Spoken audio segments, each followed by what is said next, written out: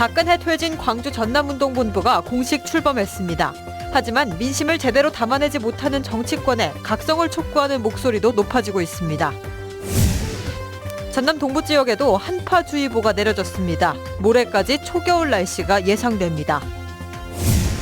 올겨울 남해바다에 극심한 저수온 현상이 예고됐습니다.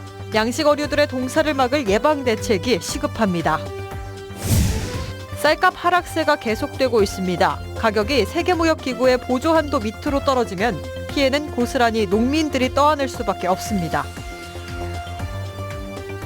여러분 안녕하십니까? 오늘 광주에 온 추미애 대표가 총리부터 정해야 한다고 주장해온 국민의당을 비판하고 나섰습니다.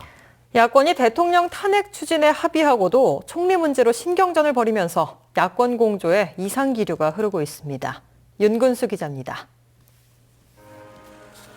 박근혜 퇴진운동본부 출정식에 온 더불어민주당의 추미애 대표는 총리 추천 문제와 관련해서 작심한 듯 발언을 쏟아냈습니다. 어느 누구라도 정치셈법을 우선한다면 그들 먼저 퇴장시켜야 한다며 국민의당을 우회적으로 겨냥했습니다. 정치 주판을 튕겨가면서 총리 누구로 해야 하느냐 경쟁해서는 절대 안 되는 것이고 국민 추천 총리로 가야 한다는 것을 이 자리에서 밝히는 바입니다. 탄핵 소추에 대해서도 서두르지 않겠다고 밝혔습니다. 이번엔 절대 실수해서는 안 된다며 탄핵 소추안 발의를 너무 재촉하지 말아달라고도 당부했습니다. 탄핵 소추도 새누리당에 구걸해서 표가 적당히 모아졌다고 해서 털파덕하면 안 된다는 것입니다.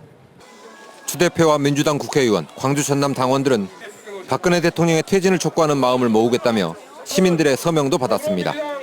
하지만 0% 지지율과 타오르는 촛불로 나타난 시민들의 요구에 대해서 야권이 부응하지 못하고 있는 건 아닌지 하는 우려를 낳았습니다. MBC 뉴스 윤근수입니다. 두 야당이 한 목소리로 정권을 압박해주기를 바라는 시민들로선 이런 모습이 답답하기만 합니다. 민심은 촉각을 다투며 바삐 움직이고 있는데 이를 제대로 담아내지 못하고 있다는 겁니다. 이어서 김인정 기자입니다. 학교 곳곳에 시국을 풍자하고 규탄하는 학생들의 대자보가 나붙었습니다. 본물처럼 쏟아져 나온 시국 선언에도 바뀌는 게 없자 일부 대학가에서는 동맹휴업 찬반 투표가 시작됐습니다. 저의 가장 본연의 의무가 공부를 하고 수업을 듣는 것이기 때문에 노동자들이 파업을 해서 의사를 표명하듯이 저희도 학생들뿐 아니라 민주노총을 중심으로 한 노동계 등 각계 각층은 오는 30일 총파업과 시민 저항 행동에 나섭니다. 연일 이어지는 촛불 시위에도 전국이 수습될 전망이 보이지 않자 수위를 점차 높이고 있는 겁니다. 민심이 이렇게 타오르고 있지만 정치권이 이런 민심을 아우르지 못하고 계산만 하고 있다는 비판도 잇따르고 있습니다. 서울에서 한 100만 명 모였었잖아요. 그 목소리를 듣고도 바로 영수회담을 추진했던 관련해가지고 전체 국민들 목소리에 귀를 기울이고 있는지 의심스럽고요. 못해요. 너무 못해요. 저희가 지금 정치로 가서 더 하는 게 더 잘할 것 같아요. 지역 정치권도 두 야당 지도자들이 결단해야 한다고 촉구했습니다. 광주시의회 더불어민주당과 국민의당은 국민이 만든 민주주의 광장을 승리로 이끌려면 당을 넘어선 양당의 협력이 필요하다고 호소했습니다. 적어도 26일 300만 촛불이 모이기 전까지 야당의 단일화안을 도출해야 한다. 그렇지 않으면 야당은 국민으로부터 외면당할 것이다. 광장으로 나온 분노한 시민들은 부패한 정권에 제대로 맞서줄 야무진 야권을 요구하고 있지만 좌고우면 우왕좌왕만 거듭하는 모습에 답답해하고 있습니다. MBC 뉴스 김민정입니다. 최순실 게이트 여파로 창조경제란 명칭이 붙은 예산이 줄줄이 삭감되고 있습니다. 전남도의회 경제관광문화위원회는 내년 예산안 심사에서 창조혁신센터 운영비 10억 원을 전액 삭감한 데 이어 창조경제혁신펀드도 출연을 하고도 전남도가 펀드 운영 내용을 알 수 없다며 예산 20억 원 전액을 삭감했습니다. 전라남도는 창조경제혁신펀드를 출연하지 않을 경우 발생되는 불이익을 감안해 향후 예산결산특별위원회에서 삭감된 예산이 반영될 수 있게 할 방침입니다. 조류 인플루엔자의 인체 감염을 막기 위해 대책반이 구성됐습니다. 전라남도는 최근 해남과 무안에서 고병원성 조류 인플루엔자가 발생함에 따라 도내 22개 시군에 인체 감염 대책반을 구성한 뒤 거점 병원을 지정해 운영하기로 했습니다. 각 시군도 오리와 닭 사육 농장을 운행하는 차량에 대해 의무적으로 소독 작업을 거치도록 하고 소독 필증을 휴대하지 않을 경우 도축을 할 수 없도록 단속을 강화할 계획입니다. 방역 효과가 부족한 조류 인플루엔자 소독약품이 축산농가에서 제때 회수되지 않은 것으로 나타났습니다. 올 초 농림축산검역본부는 AI 방역용 소독약품 163품목을 전수조사해 함량이 부족하거나 효력이 약한 26품목을 출고 중단 조치하고 회수하도록 했지만 상당수가 농가에 남아있는 상태입니다. 전라남도는 각 시군을 통해 효과가 미흡한 소독약품의 농가 보유량을 확인할 계획입니다. 밤사이 순천과 광양의 수온주가 영하로 내려가는 등 기온이 큰 폭으로 떨어지면서 전남 동부 지역에도 한파주의보가 내려졌습니다. 오늘 아침 최저기온은 순천 황전이 영하 1.4도, 광양 백운산이 영하 0.8도를 기록했으며 여수와 고흥도 2도 내외의 분포를 보였습니다. 내일도 전남 동부 지역은 낮 최고 기온이 8도에 그치는 등 초겨울 날씨가 예상됩니다. 기상청은 이번 추위가 모레까지 이어지겠다며 건강관리에 각별한 주의를 당부했습니다. 지난 여름 적조와 고수온으로 전남 남해안 지역 양식장에서 400억 원에 달하는 피해가 발생했었는데요. 올 겨울에는 극심한 저수온 현상까지 예상돼 어류 동사 피해에 대한 우려가 커지고 있습니다. 문형철 기자가 보도합니다.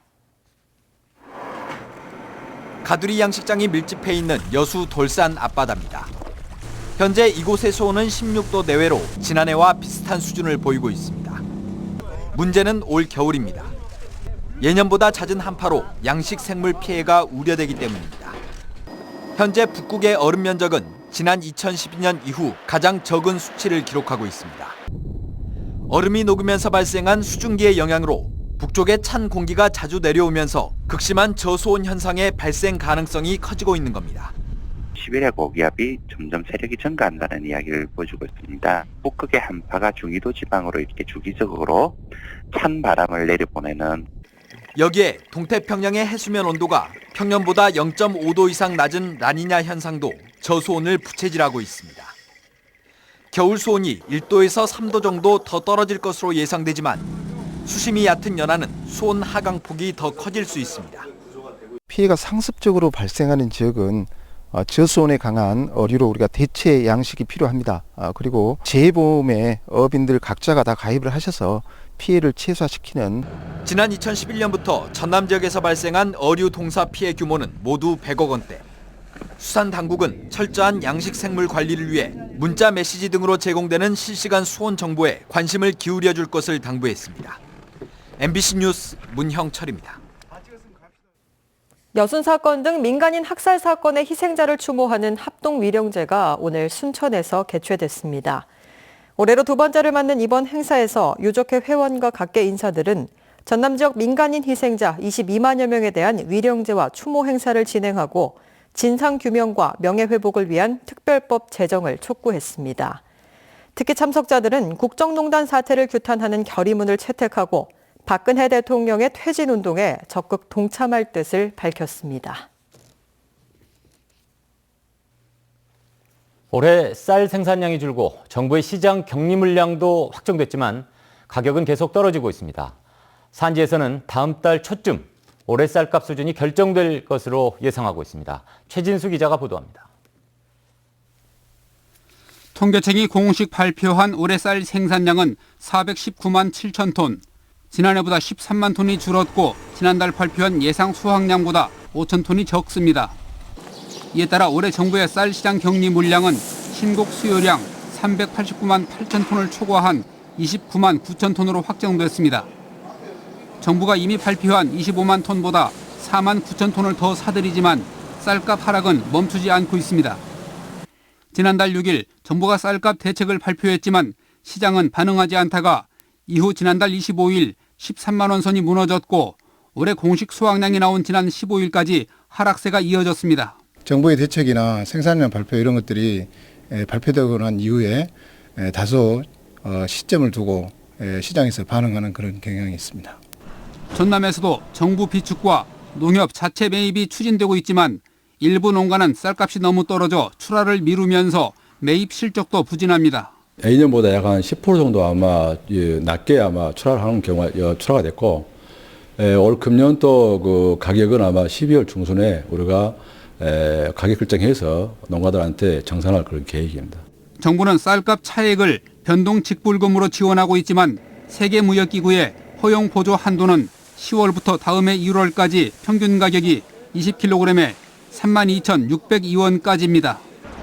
쌀값이 세계무역기구의 감축 보조 대상 한도 밑으로 떨어지면 그 부담은 고스란히 농민들이 떠안게 됩니다. MBC 뉴스 최진수입니다.